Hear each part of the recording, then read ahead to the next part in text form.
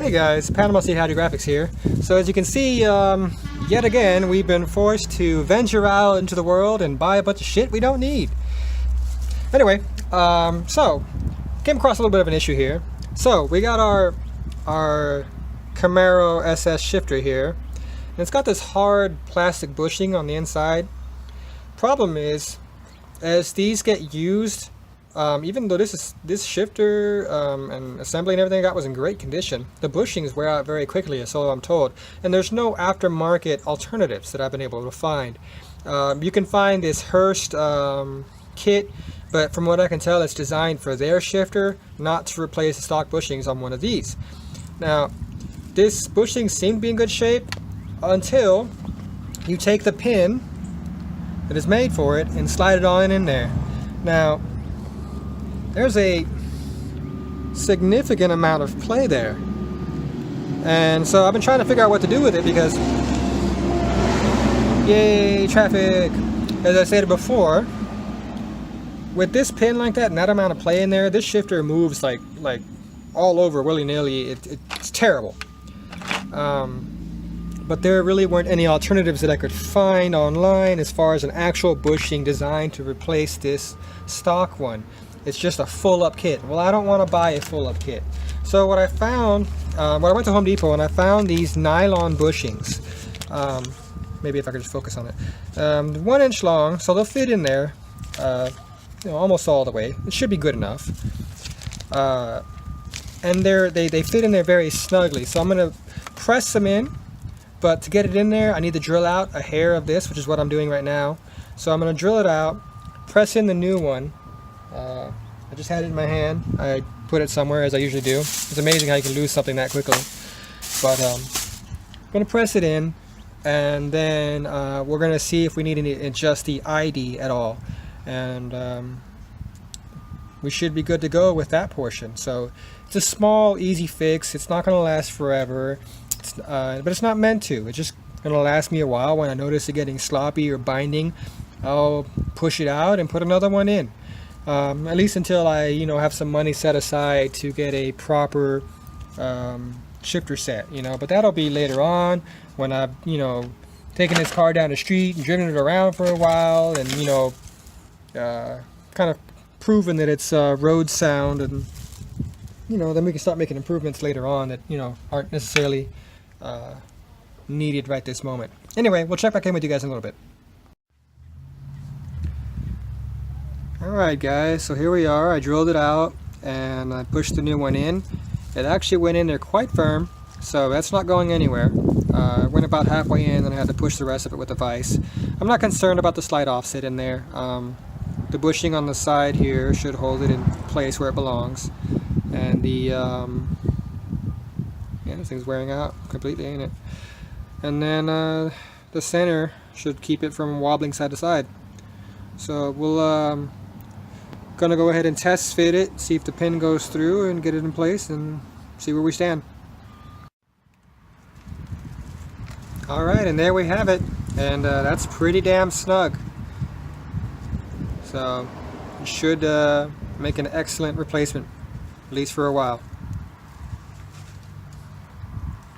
Alright, we'll get her in there and see how she feels. Okay, so we went ahead and welded up our little rod here. So this is all solid now. And turns out this pin here wasn't long enough. So I added some length to it and then tacked on a washer on the end here. So that should make it nice and secure. We already measured it. It goes through and butts up perfectly. So we got our mounting point. We got our linkage all welded up nice and solid, and we should have a very solid shifter. So we'll get this all in there and then I can play around with it and we'll see how it does. Alright ladies and gents, so here we are, and let me tell you, this bad boy was feeling pretty damn solid, and then I went and did another dumb thing.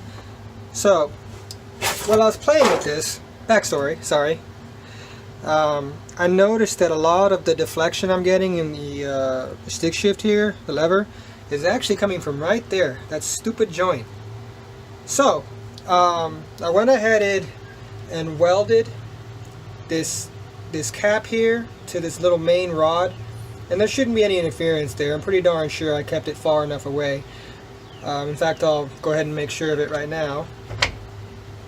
Okay, so that's the lower gears. Yeah, one moment. Okay, so upper gears, neutral, lower gears, no issues there. Okay, so we're good. Sorry again. Alright, so we've made some drastic improvements to how this thing feels and functions, and I had it to where it was like minor, like this. With that cap welded, and then replacing the bushing here that I just melted, we should be like golden. So I'm going to go ahead and pull all this apart for the 50 billionth time. I'm going to remove this portion here. Apparently there's like a bronze bushing inside here, or a plastic bushing that wears out and is replaced with a bronze bushing. So we're going to go ahead and have a look at that as well. And then while we have this apart, it should give us easier access to this section here, and finding some sort of a replacement that's functional. Obviously functional. Bleh. But I'm guessing that I'm going to go ahead and do the same thing I did with the nylon insert before, where I trim the OD to match, and then once it's pressed in, trim the interior, the ID to match the rod, and then everything just goes together. And that nylon should probably work much better than this cheap piece of shit rubber that was in here. Anyway, we're making progress. I mean, who would have thunk that the vast majority of my time would be wasted trying to get this shifter feeling good. I mean, it functions now. I mean, that's not an issue. It's functional. I can reach all 7 gears, but it just feels like shit. I mean, that's unacceptable. So one more little hurdle here, and this thing should be buttoned up and nice. Check back with you later. Alright guys, so it took a little bit of work, but I got that little plate off. And this is what you got on the inside. So this is your little shift selector. And on the inside of the transmission is a little plastic bushing, and that's what we were talking about in our previous video. We're replacing it with a brass one, so we're going to look into that.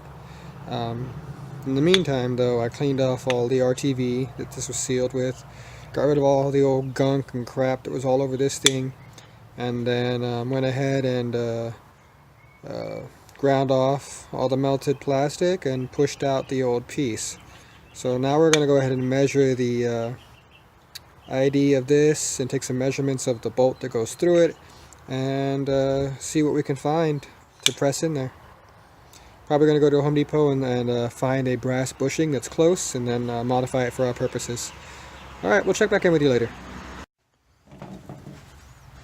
Alright guys, we're back. So we went to Home Depot and Lowe's and did quite a bit of searching, and what I ended up finding was these. These are brass bushings. They're quite a bit longer than what we need. I was a little bit conflicted about just using one and setting it through and then straightening it, or cutting 2 of them in half, and then so that you have the flanged portion on both sides. And I think that's what I'm going to do anyway. So, but this is what I ended up getting right here. And they fit in there quite well. So as you can see, there's a little bit of movement there. So what I'm going to do is slather some JB Weld around the circumference, and then push the 2 halves through, clean out the inside later when I ream it out to get it to the appropriate size, because it's just hair shy of being of going on there. So it just need to be reamed out with like the appropriate size bit. So we'll be back in a little bit.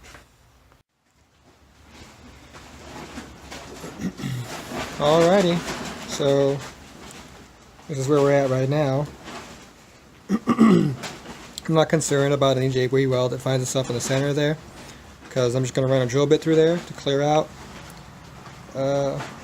any of that loose stuff. And then we'll buff the sides of the brass and get it to the final ID that we need. So we're just going to let this sit for a little while and we'll be back. Alright, well, we got it in there and it's drilled out. So all nice and clean on the inside. Just got to deburr this hole here. So, this is what we're working with right here. Bam! And look at that. Like, that's pretty damn solid compared to what it was. Yeah, I can live with that. Cool. Alright. Be back when we get it in. Alright guys, so here we are. It's not perfect, but I'm pretty darn happy with it. I would have liked it to have been straight up and down, but it seems like everything that we did to tighten this thing up actually shortened its stroke, which is quite interesting. So a short shifter on this would have to be like, I don't know. It would have to be a very exaggerated thing, you know, just boom, boom, boom, like quick. And I don't think it's necessary. I don't think it's necessary. But anyway, this thing, when we got started and we first got it in here, whether I snapped everything in place or not, we had massive, and I mean massive amounts of free play, just slack inside the shifter. It would go from here all the way out to here, and there wasn't actual engagement. It was just play. So remove the bushings in the shifter, this actual shifter itself, replace those. We shortened up the stick here. We welded up this cap here. It had quite a bit of play in it, and there seemed to be like a rubber bushing inside of itself that you know, kind of snugged it up in there, and it would wiggle around quite a bit.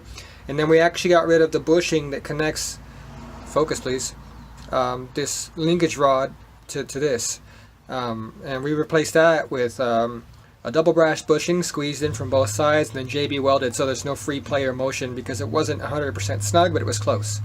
So doing all of that, we've gone from moving from here to here freely to this. Just a little bit of play, and I can live with that. That's very, very good. I don't think it's going to get any better than that without having some kind of crazy super tight machine tolerance deal, you know. And I still think you would get a little bit of motion just given the design. You know, there's so many different linkages and shit in here. But like I said, what's interesting is how much it shortened the stroke. So oops, dang it, I gotta put some weight on here.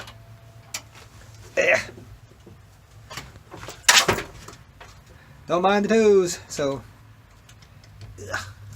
neutral, yeah. So I mean, that's it. That's the full motion right there. The gears are all tight as far as how much motion I have to get to them. Whoops. Anyway, I'm pretty pleased, and I think we can call this done. So I'm going to go ahead and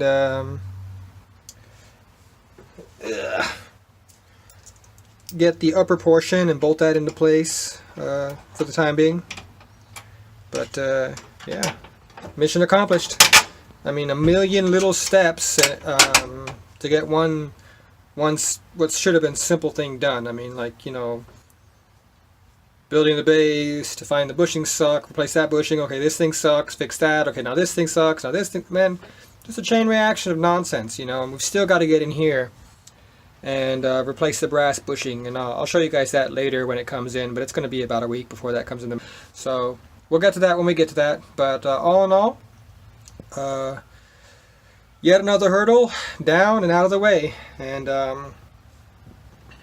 now if we can just get our rear end, we'll be in business. But for the time being, I think what we're going to do next is we're going to pull all of this wiring out of the car, all this old wiring, and then go ahead and clean up the interior and get rid of all this stuff, and start doing some of the patchwork and rust repair that needs to be done on this chassis.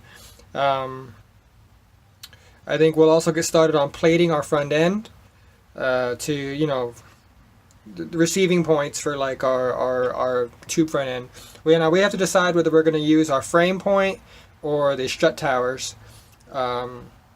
There's some clarification that I need from the rule book that I'm using, which is Formula Drift, and it's not entirely clear, so I'm probably going to have to call somebody or message somebody, whatever. Anyway, and then we'll get to seeing about getting ourselves some sheet metal and closing this up, but I'm still undecided about the best route to do that.